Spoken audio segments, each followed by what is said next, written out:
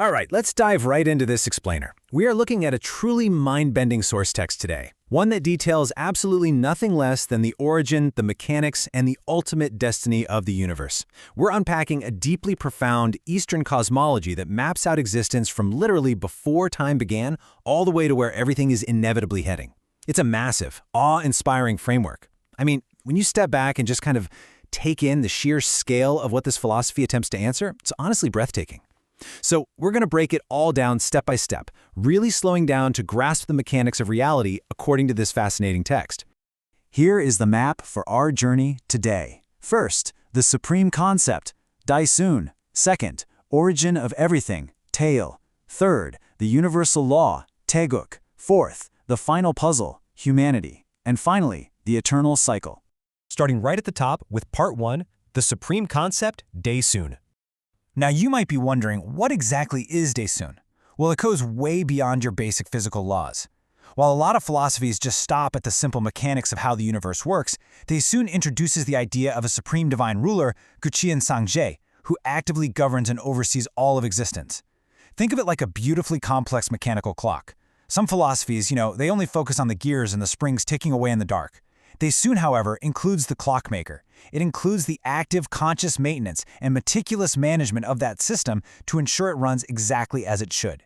The text presents this fascinating sort of Russian nesting doll of concepts, showing how these vast ideas fit perfectly within one another to build a complete picture of reality. You can think of them as expanding concentric circles.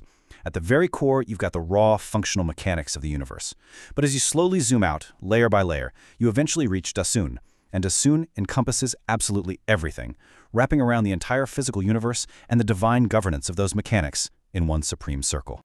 To put it simply, while Mugyog is the raw theory of existence, like the ultimate potential or absolute void, Daisun elevates this entirely. It takes that infinite potential and adds the conscious, active governance of a divine entity. When we compare the two, it becomes clear why the source text notes that this makes Daisun a significantly higher and more comprehensive concept. It's the absolute pinnacle of this cosmological framework. It bridges the gap between what is just possible and what is intentionally guided. Moving on to Part 2, Origin of Everything, Tai-il. So the source text describes this original state known as Tai-il or Teal as a completely unified whole. It's often referred to as chaos, but actually, scratch that. We need to rethink that word. It isn't chaos in the sense of random confusion or destruction. Instead, it's a chaotic unity. It's kind of like the raw ingredients of a cake mixed together in a bowl before baking. It's infinite, unorganized potential, a pure, boundless cosmic energy that existed before any physical forms, before even heaven and earth were separated. It was literally the grand, undivided one. And the source uses a really profound metaphor here. Just as human life begins its miraculous journey in amniotic fluid, this philosophy posits that the entire cosmos was born from a unified, watery origin. That's wild, right? The text specifically highlights how deeply connected this is to the reality of existence. Whether you're looking at ancient historical texts like Genesis or just the strict scientific reality of biology, life always starts in water. So Tao is the ultimate cosmic water, the primordial fluid that held all the energy required to birth existence. Which brings us to Part 3, the universal law, Taeguk. Because that original watery unity, it couldn't stay undivided forever. It experienced a moment of cosmic snapping, where infinite potential suddenly split into a binary system of opposites, but deeply complementary forces. This active dividing principle is what we call Taeguk. And it's truly awe-inspiring to think about this singular moment of division. When the heavy energy sank down to become the earth and the light energy rose up to become the heavens, boom, the universe as a functioning, operating machine was finally born. This massive division gets organized into 3 primary domains, mapping out how Taeguk splits reality into perfectly balanced yin and yang pairs. Let's walk through them. In the realm of physical space, we get the active yang of heaven and the receptive yin of earth. Moving down, in the realm of time, we have the light of the sun creating day and the moon carving out the night. And finally, we have the ultimate spiritual framework of existence, bringing together humanity and God. Everything has its necessary counterweight. This brings us to a highly poetic and frankly fascinating concept in the text. Space on its own, meaning heaven and earth, is actually just a vast empty shell. It's a completely static container. It is time, the unending, rhythmic cycles of the sun and the moon, that acts as the gears of the universe. These celestial gears literally breathe life, movement, and evolution into that empty shell. Time is the spark that takes a static container and allows creation to actually progress, change, and grow. All right, part 4, the final puzzle, humanity. This is where things get incredibly revealing. We have to ask the ultimate question here. The universe went through all the immense trouble of dividing the primordial waters, shaping an infinite container of space, and setting the massive gears of time in motion. But why?